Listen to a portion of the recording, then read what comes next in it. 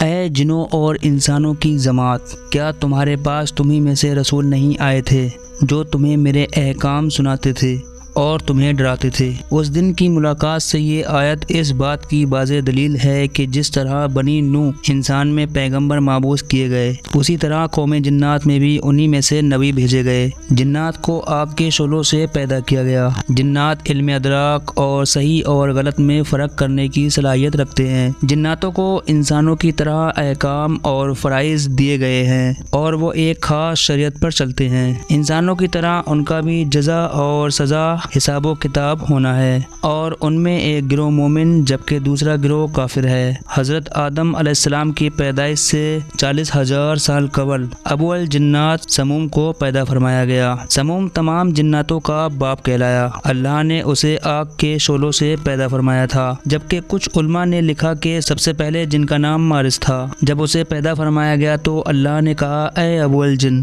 کیا تیری کوئی آرزو ہے؟ اس نے کہا، ہاں، میری تمنا یہ ہے کہ ہم سب کو دیکھ سکیں لیکن ہمیں کوئی نہ دیکھے، اور میری نسل کے ہر جنات ہمیشہ جوان رہیں۔ اللہ نے اس کی یہ تمنا پوری فرما دی، لہٰذا جنات ہر مخلوق کو دیکھ لیتے ہیں لیکن دوسرے لوگ انہیں نہیں دیکھ سکتے، اور جب وہ مرتے ہیں تو زمین میں غائب ہو جاتے ہیں، اور ان کا بوڑھا بھی جوان ہو کر مرتا ہے، یعنی انہیں بچے کی طرح لوٹا دیا جاتا ہے۔ پھر اللہ نے اس کی بیوی مرزا کو پیدا فرمایا۔ ان دونوں کے تعلق سے ایک لڑکا اور ایک لڑکی کی پیدائش ہوئی۔ کچھ عرصے بعد ان کے لڑکے اور لڑکیاں ہوئی۔ اس طرح ان کی تعداد بڑھتی چلی گئی اور وہ 70,000 کے قریب ہو گئے۔ لہٰذا اللہ نے ان پر قانون نافذ کر دیا اور پھر وہ جوڑوں، خاندانوں اور قبیلوں کی شکل میں رہنے لگے۔ جب جنوں کی نسل میں اضافہ ہوا تو اللہ نے انہیں رتبوں کے اعتبار سے زمین، آسمان اور پانی میں آباد کر دیا۔ جب وہ زمین میں آباد ہوئے تو ایک مدت دراز تک اللہ کی عبادت کرتے رہے۔ پھر وقت گزرنے کے ساتھ انہوں نے اللہ کی نافرمانی شروع کر دی اور زمین میں خون خرابہ اور فساد پھیلانے لگے۔ ان کا ایک بادشاہ تھا جس کا نام یوسف تھا۔ اللہ نے یوسف کو نبوت کے عہدے پر فائز کیا تاکہ قوم جنات کو ہدایت ملے۔ یہ جنوں کے قوم میں بھیجے گئے پہلے نبی تھے۔ جب انہوں نے اپنی قوم کو دعوت حق دیا تو جنوں نے انہیں قتل کر دیا، لہٰذا اللہ نے بطور سزا دوسرے آسمان کے فرشتوں کا ایک لشکر بھیجا۔ اس لشکر کا نام لشکر جن تھا۔ ان میں ابلیس تھا جو 4,000 جنوں کا سردار تھا۔ چنانچہ وہ لشکر آسمان سے اترا اور روئے زمین کے تمام جنوں کو نکال دیا اور انہیں زمین سے جلا وطن کر دیا۔ ان کو دریاؤں، جزیروں میں بھگا دیا گیا، جبکہ کچھ مورخین یوسف جن کو نبی نہیں مانتے بلکہ صرف بادشاہ قرار دیتے ہیں۔ ان کے نزدیک اللہ نے جنات میں پہلے جن پیغمبر حضرت عامر بن عمیر بن حجان کو جنوں کی ہدایت کے لیے بھیجا تھا۔ یہ جن پیغمبر تھے لیکن کچھ ہی عرصے میں جنات نے انہیں شہید کر دیا۔ اللہ نے دوسرے جن پیغمبر کو بھیجا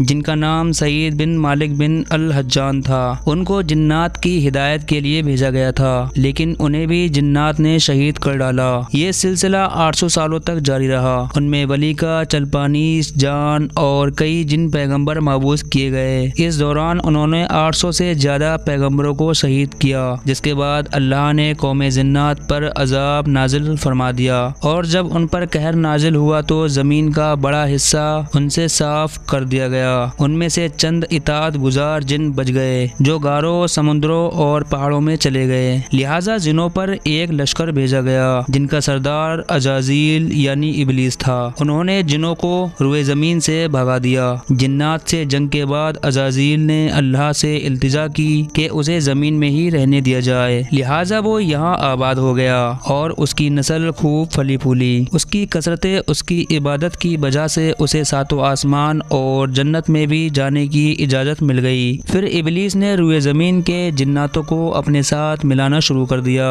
جنات کے 4 قبیلوں نے ابلیس کے ہاتھوں پر بیعت کر لی جن کا نام خندام، ممتاز اور مرامت تھا، جبکہ جناتوں کے 2 قبیلوں نے ابلیس کے راستے پر چلنے سے انکار کر دیا جس کا نام بسم اللہ اور ظافر تھا۔ جبکہ کچھ مورخین مفسرین نے لکھا ہے کہ عزازیل بھی جنات کے ہی قبیلے سے تعلق رکھتا تھا۔ اس نے جنات کے ایک قبیلے بلوجان سے شادی کی اور اللہ نے عزازیل کو ہزاروں بیٹوں اور بیٹیوں سے نوازا تھا۔ جب سارے سرکش جناتوں کو ختم کر دیا گیا تو وہ وقت حضرت آدم علیہ السلام کی پیدائش کا وقت تھا۔ پھر اللہ نے فرمایا میں زمین میں اپنا نائب بنانے والا ہوں جو انسان ہوگا۔ حضرت آدم علیہ السلام کے اس دنیا میں تشریف لانے کے بعد جناتوں میں کوئی نبی نہیں بھیجے گئے۔ اس زمانے میں جناتوں کو ان پیغمبروں کی پیروی کا حکم تھا جو انسانوں کے درمیان مبعوث ہوتے تھے، لیکن جناتوں کی سر انگیزی اور فساد بڑھتی چلی گئی، یہاں تک کہ اللہ کے پیغمبر حضرت سلیمان علیہ السلام نے ان پر قابو پایا اور انہیں دوبارہ ان ویران اور پہاڑوں میں جانے کا حکم دیا۔